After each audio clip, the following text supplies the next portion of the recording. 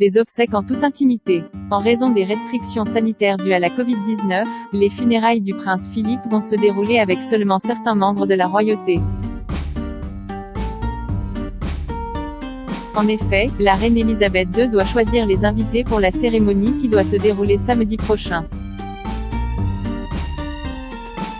Un cruel dilemme pour la monarque, aidée par ses héritiers le prince Charles et le prince William, ainsi que ses plus proches conseillers d'après les propos rapportés par Mirror.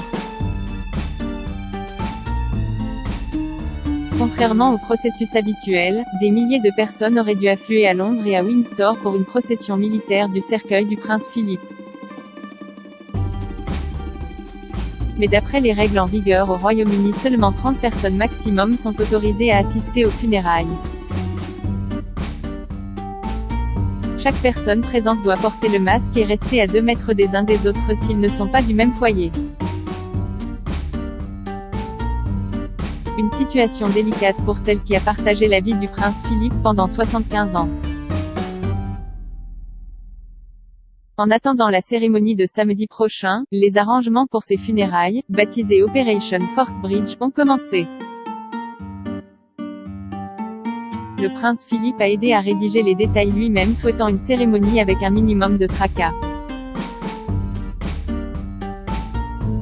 Mais la reine doit encore trancher sur certains détails. Pour le moment, son cercueil va être transféré à la chapelle Albert Memorial. Il sera drapé de l'étendard personnel du prince Philippe, en référence à son héritage royal danois et grec, à ses racines Mountbatten et à son titre d'Édimbourg, avec une couronne de fleurs. Ses enfants, Charles, Anne, Andrew et Edward, vont assister à une veillée organisée à Windsor. L'occasion pour eux de se réunir en hommage à leur père. Le jour J, les funérailles organisées à la chapelle Saint-Georges, au château de Windsor, doivent être retransmises à la télévision. La reine devrait également diffuser un message télévisé à la nation au cours des prochains jours en fonction de son état. Certains événements pourraient se dérouler après la cérémonie, comme le service commémoratif prévu à une date ultérieure, quand la pandémie sera un lointain souvenir pour la nation. Un silence de 2 minutes à l'échelle nationale pourrait avoir lieu, comme ce fut déjà le cas pour les funérailles de la reine-mère. Et il est possible aussi que le service du duc dans les forces armées soit honoré. Mais il n'y aura pas de cortège militaire à Londres ou de procession à travers Windsor, comme le veut la tradition.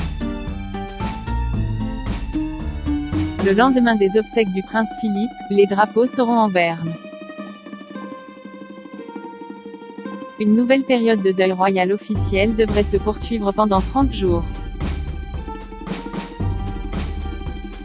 Adieu au prince, maintes fois redouté, la triste nouvelle est désormais réelle, le prince Philippe est décédé le 9 avril à l'âge de 99 ans.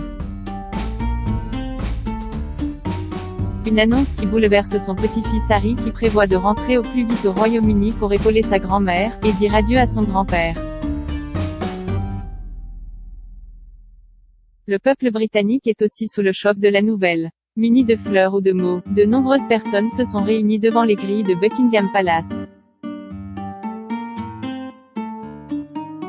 Mais la monarchie invite les sympathisants à signer le livre de condoléances en ligne, afin d'éviter la foule, pour rendre hommage au mari bien-aimé de Sa Majesté la Reine.